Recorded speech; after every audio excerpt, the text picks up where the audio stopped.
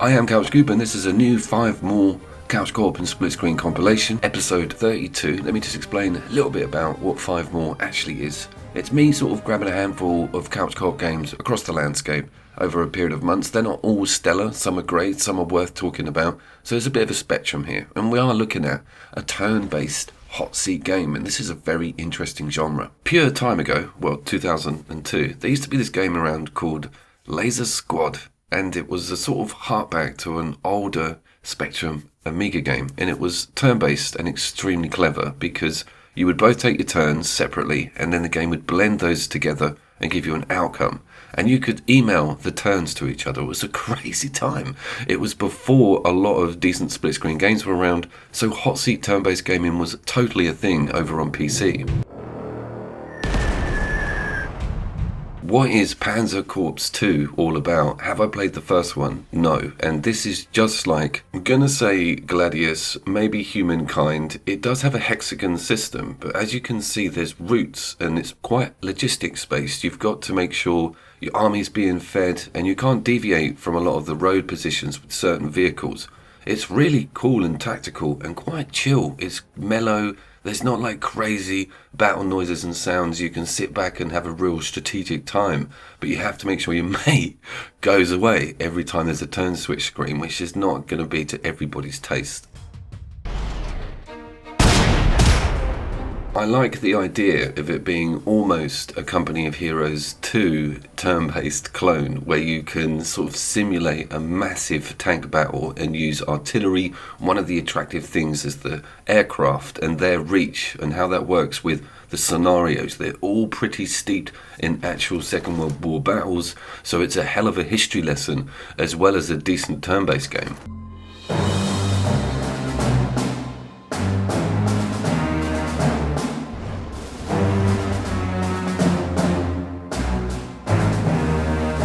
It's from Slytherin, who I think also gave us Gladius, which is a cracking 40k turn-based strategy game. Annotation in top corner because Gladius is extremely strong. Is the missus going to be up for this? Probably not, but your old man will be definitely down with slamming some Nazis with some artillery. I feel I should mention, it is also a Microsoft exclusive, Windows exclusive. This is only available on the PC. Same goes for Gladius, and they're both hot seat games. So it's not often I give the old Master Race a nod, so enjoy.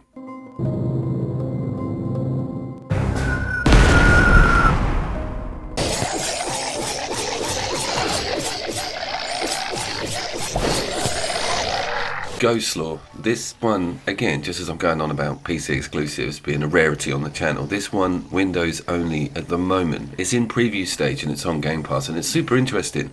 It's like a sort of unfinished Diablo. I can't explain the satisfaction on it, but it's got quite snappy, cool, twin sticky, almost isometric gameplay. It's quite addictive, and I think it's going to have some cool stuff when it's actually finished.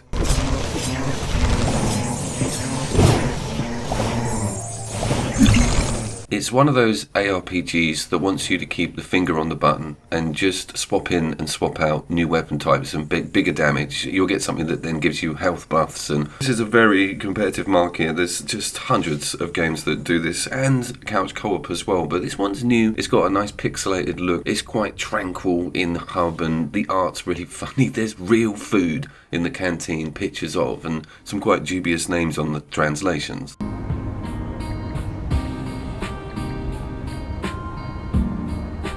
It wants to appear a little bit roguelike-y as well, I think, with giving you a hub, NPCs, a power-up area, a shop, and then this sort of quest window to go through to the worlds that you're in at that current time, and you sort of finish that area and then get taken back. But you have a choice of locale before you go out, a little bit like Children of Mortar, and you can complete each stage. There are bosses in most of the stages, but it's got a massive issue with its UI and it not being very intuitive.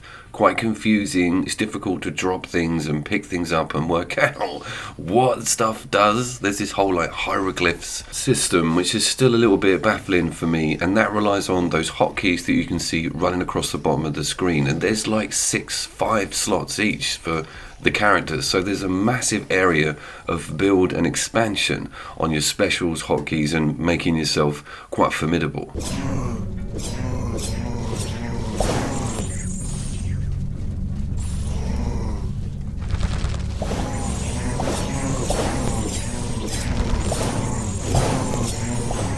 It's also not unflashy for a smaller indie game that's not finished. It's a pleasant one on the eye, and sound and noise and zombies and monsters always bring a smile. I'm going to keep an eye on this.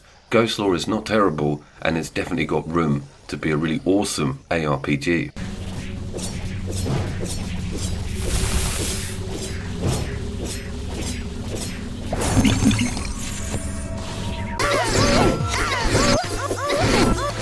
So we went back to Merge and Blade because I've just standalone reviewed this with another space adventure game, and I was just so freaking baffled by it, and I was more interested in that campaign and the roguelike unlocked section for it. But we sat down with this and thought, let's give it the time it deserves, because there's got to be something good in this strange versus section that the game offers. So the battles are split into 5 rounds, and each round has 2 sections to it, which is a build section at the first half and then a battle section. The build section is far deeper than we originally thought. It's like a columns game, and it allows you to power up and build your army before slamming into each other. You get to do this 5 times, and then you have a finale fight. The only thing that annoyed me was just there's no like prizes, accolades, tiers, rank ups or anything. But it's, as a sort of weird puzzler, it's certainly got some unique areas to it.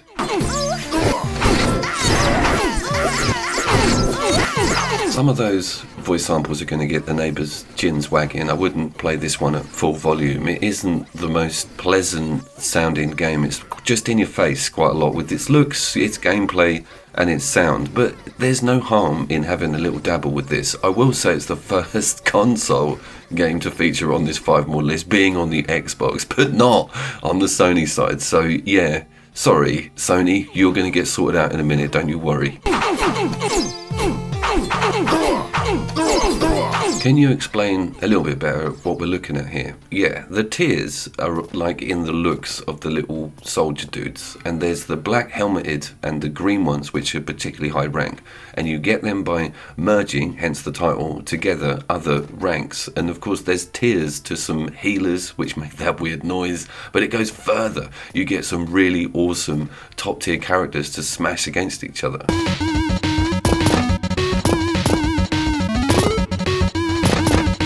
It's just very different, and I enjoy having especially versus modes in couch co-op games, but also something that doesn't exist to the normal rules, and this one is certainly a candidate for that. So Merge and Blade, totally worth downloading on Game Pass, don't pay for it. Veterans of the channel are well within their rights to put in the comments that this is a dirty, repeated piece of content that I've pushed out on a 5 more video, and yeah, it is, but it's been years. Human Fall Flat came into my brain because of the reliable delivery service that I've reviewed standalone. Very much a similar setup with a nice, cool, puzzly, open world, switches out scenarios. But the cool thing is, there's a hell ton of new free maps available, and they are wicked. Featuring some really solid themes from like machinery to steam to Aztec. There's a haunted house. I like the idea that they're putting in sort of switch technology, wires, picking up a wire off the ground with these grab mechanics is just a hilarity in itself, let alone trying to get the damn things in the actual sockets. There's also quite a lot of gravity and cool physics mechanics put into the game, and that ragdoll is always very pleasing. The Dough Man is a funny guy to watch. This one is available on all platforms, including the PlayStation 5 and 4, and it does actually feature some pretty frame rate blasts on the PlayStation 5. It's one of the better looking. You've got Super Met League and this as horizontal splits that look incredible, run very smoothly. But this game is not, high textures, crazy draw distance. It's all about the sort of tumble, fun, and different ways of working out puzzles. They can all be done in your own crazy way. And the beauty of this game is that it's completely accessible for the entire family. And this is one that is just pure fun. If you're a fan of that gang beast comedy and you've had a look at the reliable delivery service, I will say that game pips this a little bit because it's got vehicles in it and actual missions. But when it comes to set pieces and just grand scale on these puzzles, and the idea that if you fall, you're just spawned in through the ceiling again and you land straight into the map. I love the idea that the universe is wrapped around in a loop. There is no technical death. You just get put back to an annoying position. What is in there to keep you playing it? Well, that's one of my minor complaints, is that it's so sandboxy and there's very little structure, like timed or starred accolades, that sort of thing, that it doesn't really offer too much if you want to play it on your own. That's one thing. I do love to have a couch co-op game that is also worth looking at single player, but this one is so strong in 2-player, no 4-player unfortunately, that it makes up for its sort of lack of structure in that direction. I like the idea of this being on a vast amount of platforms as well. It does work really well on the Switch. It's a pretty cool Switch title, to be fair, and over on Steam and all the consoles, so it's great that it's really accessible for the whole family and every platform. It also has had quite a bit of change on the graphics front over the years. It's got some nice depth of field effects, but it's these new maps, especially this Aztec one, getting on those massive swinging boats and trying to work it all out is totally cool with someone else. Yeah, he's done it to you. He's gone full weeb and put a game in that's not even couch co-op, it's versus, Coop. How are we going to work with this one? Guilty Gear is such a favourite. Guilty Gear 4 over on the PlayStation 4 was one of my favourite flare fighters, and this is a friggin' pedigree in that category. This is Guilty Gear Revival brackets 5, and everything has been amped up. One of the first things you notice is the stunning animation on every single character. It's so beautiful watching the replays. I've gone through this about 16 times just to see these different move sets and how it just switches to a goddamn manga cartoon at the end. It's too much sometimes to just take all in what is going on and what you're doing. Now, here's the selling point. If you're remotely a fan of Street Fighter or even Mortal Kombat, you're going to be really familiar with a lot of the movesets, and your brain will just map them out. It'll take about 20 minutes, you'll reach a few specials, and you'll both realise that you're having a great time and you're getting into these characters.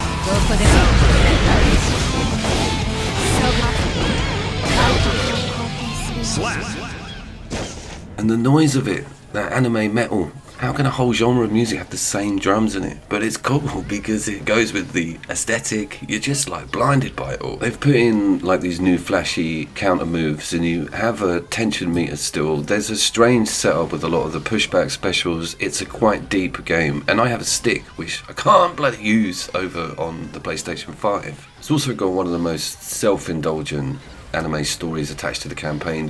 The 4, you could just watch the film. It was like 2.5 hours long. You didn't have to even have the fights in it. You have the choice of this on the story mode, but there isn't enough characters available on base game. I was a bit devastated at that. They've stripped away loads of amazing characters, including that crazy dude in the bed and a lot of the chicks that had the guns and range weaponry, so that one I had to take on the chin. But there is some unlockables, which is a bit miffed that they pulled a lot of those base level characters from the previous game out.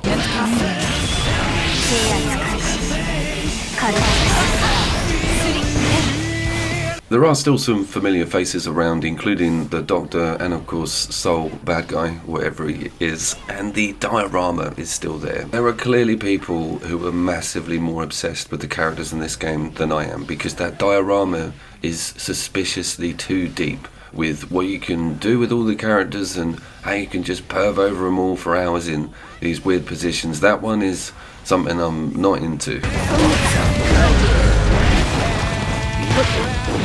I am into the sheer flashiness of it all, however, and how spectacular a couch versus experience this is. This is one of the top best looking Japanese flare fighters, and it's from Arc, and these guys have amazing ability. Drop frames and versus online battles. The whole thing is really geared up for any lag issues.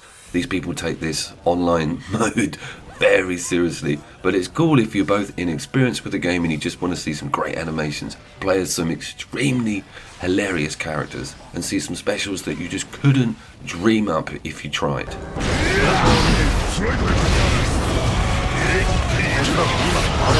One of the things that got my attention was the arcade mode. The night before my mate was over, I was looking at the ladder sections, and if you lose a fight, the previous person that you beat will come on and help you. A little bit like Marvel vs. Capcom. My brain was like, wow, what if that's in the 2-player? What if you can have 2 people co-op through some campaign content?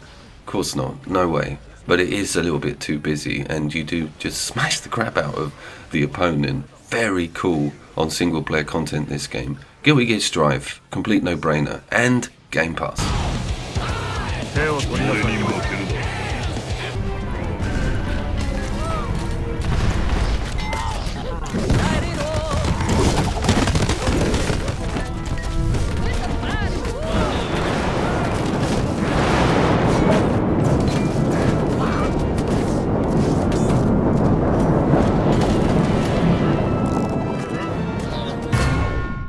Totally accurate battle simulator is couch co-op, can you believe? But they've dropped the ball on sections but picked it up on others. Wow, this is fun. If you know about Besiege, I like the idea of engineering things and then sending them in to the fray to watch your attempts fail miserably in some bloody gory finale. And you get to do that every couple of minutes with this game. It's totally awesome. You are quite literally like Merge and Blade, putting down your army. You've got your budget and your amount at the top there, and you've just got about 500 different types of troop to put down, including mammoths, the Da Vinci tank, and then you get to watch the whole thing play out with a free camera, which it's got some issues because it's all over pretty damn fast, and if you're not quick with zooming in and getting in the right spot, you're just going to miss the whole damn thing.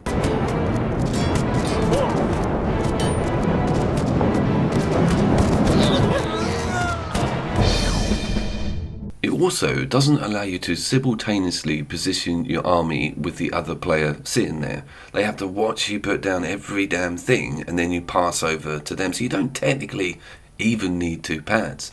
That's daft, because if you could simultaneously whack everything down, even have a timer to make it a bit more tense because you're dithering about what choices to make, that would have quickened things up and given it a lot more of a snappy angle. Maybe I'm not looking in the right place, or maybe a dev's listening to this and they'll put it in.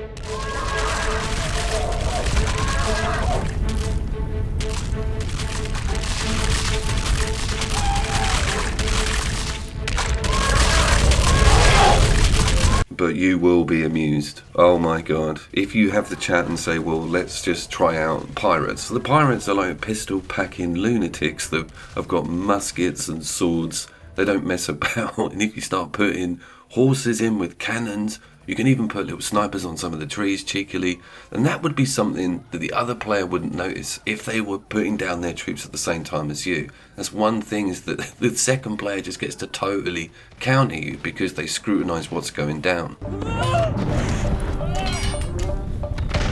There was a couch co-op game on the Amiga 500 back in the day, back in the 90s, early 90s, that this definitely reminds me of. It was basically the same thing where you have your little armies, you whack spacebar and they go flying into each other.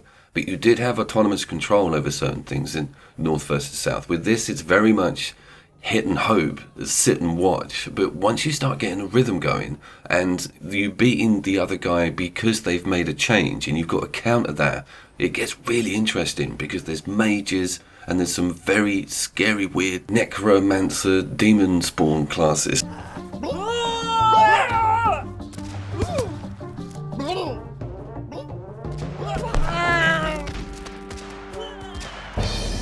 But the replays are diamond, and anyone is going to be laughing their heads off at them. Especially if you've got a little and there's not too much violence and blood in it. It's all quite kinetic, the physics, so you're not going to get nightmares from this. It's definitely good for a chuckle, and I should have mentioned at the start of the video that this is all ranked. So this one stayed on the longest, we had the most laughs, and it was that let's just do one more situation because one of us got thrashed, the other one wanted to have a counter move and see how that came to fruition. I have been Couch Coup, and a wealthy wall down there.